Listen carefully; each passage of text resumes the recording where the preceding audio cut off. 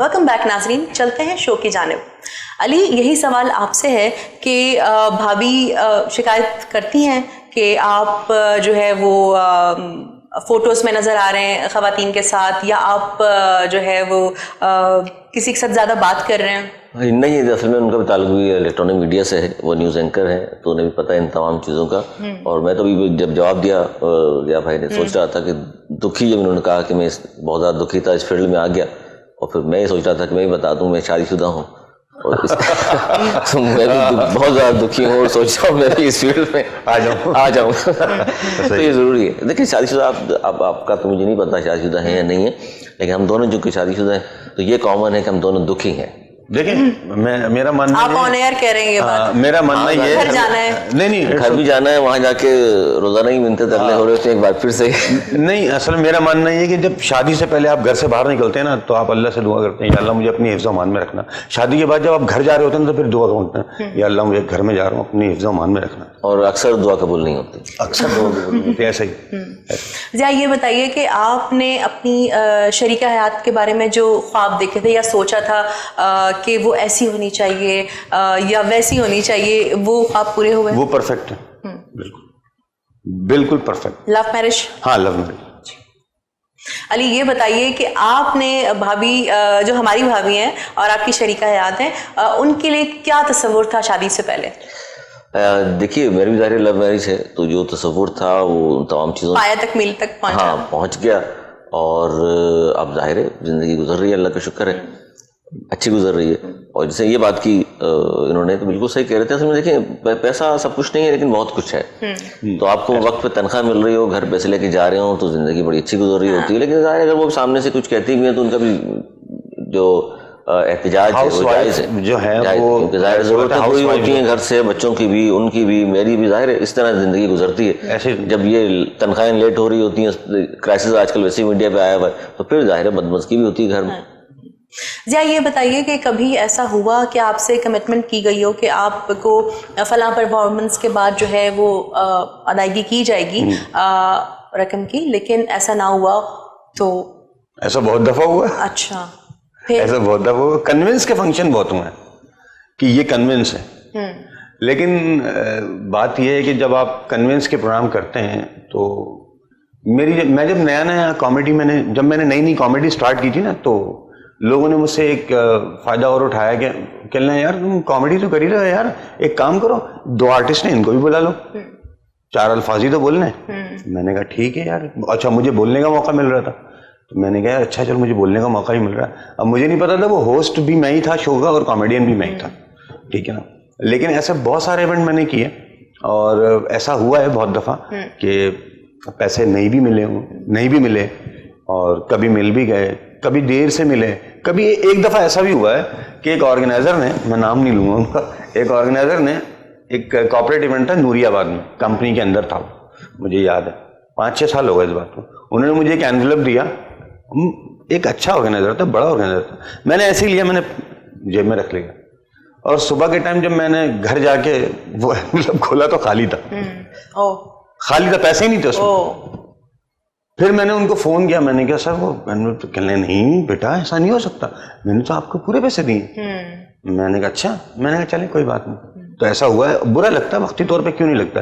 لیکن میں اس بات کو، میں آپ کو بتاؤں، میں اس بات کو مانتا ہوں کہ آپ اپنی زندگی میں بگننگ میں خاص طور پہ جب آپ محنت کرتے ہیں نا تو اس کا صلہ آپ کو ملتا ہے آگے جا کے، اور 100% ملتا ہے. دیکھیں مجھے ابھی مل رہا ہے میرے پاس، آپ یقین کریں کہ ابھی تو ٹائم ہی نہیں ہے میرے پاس. میں اتنا مصروف ہوں ابھی کہ میرے پاس ٹائم ہی نہیں ہے. میں کبھی ناران میں ہوتا ہوں، کبھی کاغان میں ہوتا ہوں، کبھی اسلام آباد میں ہوتا ہوں، کبھی لاہور میں ہوتا ہوں، کیونکہ کچھ کمپنیز نے مجھے ایسے پکڑ لیا ہے کہ انہوں نے پرماننٹلی مجھے لے لیا اپنے پاس. وہ کہتے ہیں ہمارے لیے لکھو، ہمارے لیے ہی بولو، ہماری پروڈکٹ ہے، اسی پہ ہی ساری کامیڈی کرو. صحیح. تو یہ اللہ نے بڑا اچھا سلسلہ بنا دیا. اور کمپنی کے جب آپ ایونٹس کرتے ہیں تو اس میں اماؤنٹ آپ کو بہت اچھا ملتا ہے. تو وہ بہت اچھا سلسلہ ہے اب، اللہ کا شکر. علی، یہ بتائیے کہ کمٹمنٹ کی بات ہو رہی ہے، اور کمٹمنٹ یا وعدے کی خلاف ورزی ہونا آپ کے ساتھ ایسا ہوا؟ اچھا، ہمارے ساتھ تو روزمرہ کی بنیاد پہ اس لیے بھی ہو رہا ہوتا ہے کہ گیسٹ جتنے بھی ہیں گنے چنے ہوتے ہیں، خاص طور پر کرنٹ افیئر کے جب آپ پروگرامس کر رہے ہوتے ہیں تو بہت بار ایسا ہوا کہ ان وقت پر جناب آنے سے انکار کر دیا یا کسی اور چینل پہ وہ چلے گئے اور ہم بیٹھے ہوئے انتظار کر رہے ہیں ان کا. 3 گیسٹ بلائے تھے لیکن پھر ہوتا یہ ہے کہ ظاہر ہے پھر ٹیلی فون پہ لے لیں کسی کو آپ, یا 3 گیسٹ تھے 2 سے آپ نے کام چلا لیا, 1 آیا ہے تو 2 ٹیلی فون پہ لے لیا آپ نے. تو یہ ہوتا ہے, مس کمٹمنٹ ہمارے یہاں ہے بہت زیادہ. اس طرح بھائی بات کر رہے ہیں, اسی طرح حقیقت ہے ہمارے معاشرے میں پتہ نہیں کیوں سرائیت کر گئی یہ چیز کہ وعدہ خلافی بہت ہو گئی. آپ مجھے بھی کمٹمنٹ کر لیں اور کسی اور سے بھی کر لیں اور پھر کسی اور سے بھی کر لیں, 3-4 جگہ کمٹمنٹ کرنے کے بعد آپ کسی ایک کے شو میں چلے جائیں, ظاہر 2 تو ویٹ کریں گے آپ کا. تو آپ بزی ہیں تو پہلے بتا دیں, کوئی مسئلہ نہیں ہوتا, وہ کسی اور کو لائن اپ کر لیں گے.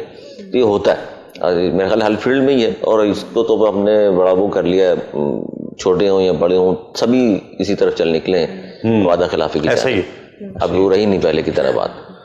ذرا یہ بتائیے کہ کوئی ایسا انسان, کوئی واقعہ جس نے آپ کی سوچ بدل دی ہو؟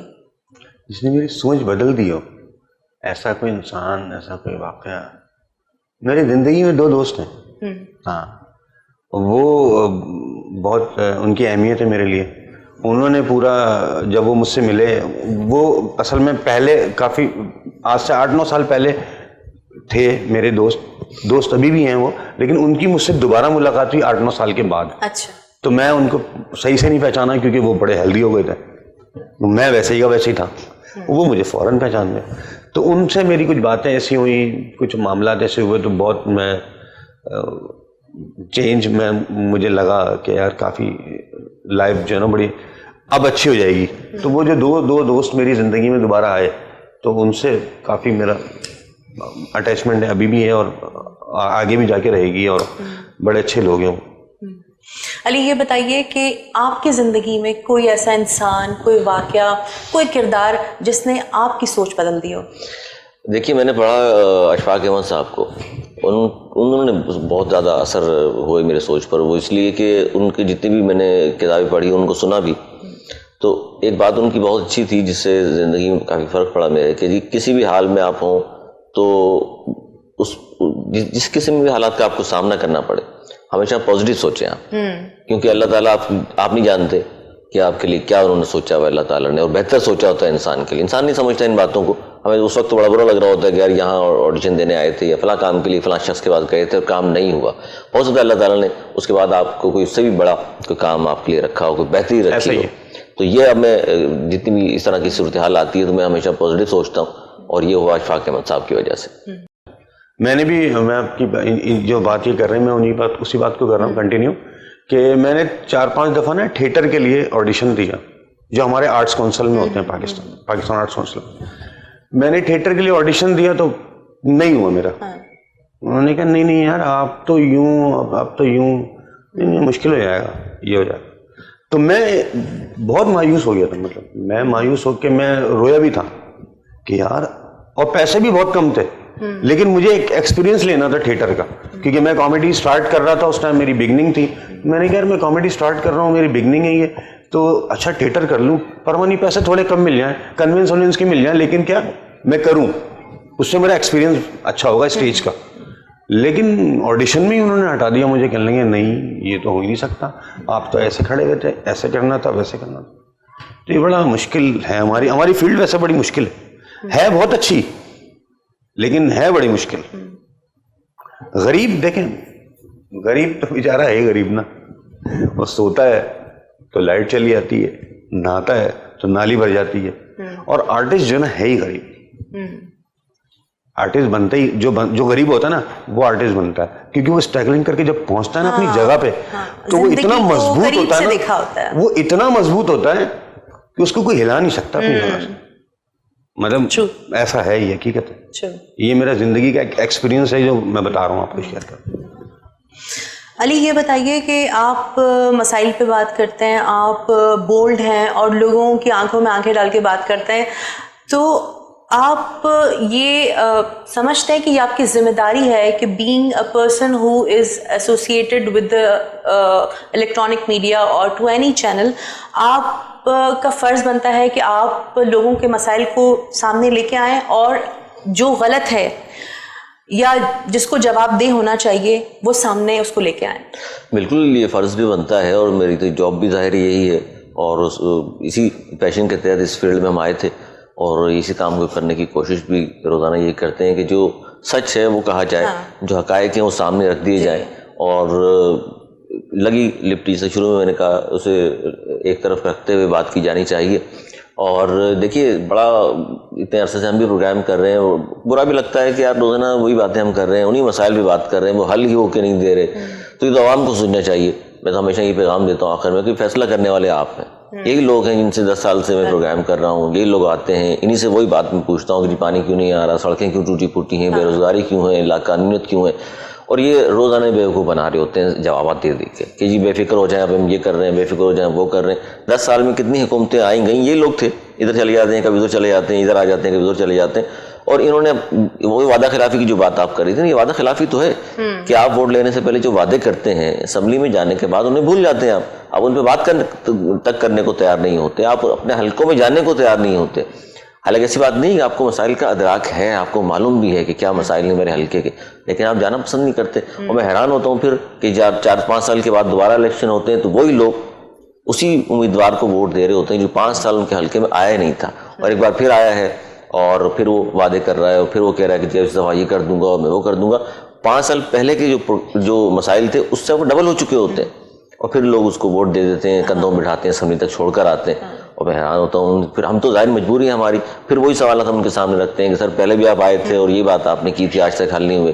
اس پہ پھر وہ ناراضگی ہوتی ہے, وہ ہم سے ناراض ہو جاتے ہیں کہ جی آپ بار بار کیوں ہمیں تذلیل کر رہے ہیں, ہماری ہیں ذلیل کرنے کی کوشش کر رہے ہیں. حالانکہ یہ مقصد ہرگز نہیں ہوتا کسی کو بلا کر تذلیل کرنا, مہمان ہیں آپ سر آنکھوں پہ, لیکن عوامی جو ایشوز ہیں اس پر تو ہم بات کریں گے. یہ میری ڈیوٹی ہے اور یہ میری کوشش ہے کہ جو سچ ہے جو عوام تک پہنچایا جائے. ضیاء یہ بتائیے کہ کبھی ایسا ہوا کہ آپ نے کوئی پرفارمنس دی ہو یا کسی پبلک پلیس پہ کسی فین نے آپ کو جو ہے وہ کہا ہو کہ آپ نے ہمیں تھوڑی دیر کے لیے خوشی دی, یا ہم اتنے پریشان تھے کیونکہ آج کل آپ کو پتا ہے کہ پرابلمز ہیں, ہوا ہے؟ ہاں ایسے بہت سارے لوگ ہیں. کراچی میں ایک جگہ ہے پورٹ گرینڈ کے نام سے, میں ہر ویک وہاں پرفارم کرتا ہوں. ٹھیک ہے, وہاں بہت سارے لوگ آتے ہیں, اور میں جب نہیں ہوتا ہوں نا وہاں پہ تو لوگ مجھے فون کر رہے ہوتے ہیں. اچھا. یا فیس بک پہ میسج کر رہے ہوتے ہیں, ضیاء بھائی کہاں ہیں, آج آئے نہیں, اور یہاں ہم لوگ آئے ہیں. اور کچھ لوگ ایسے بھی ہوتے ہیں جو گھر سے نکلنے سے پہلے فون کر رہے ہوتے ہیں, آپ آئیں گے تو ہم آئیں گے, آپ کی پرفارمنس ہے پورٹ گرینڈ میں تو ہم آئیں گے, ورنہ ہم نہیں آئیں گے.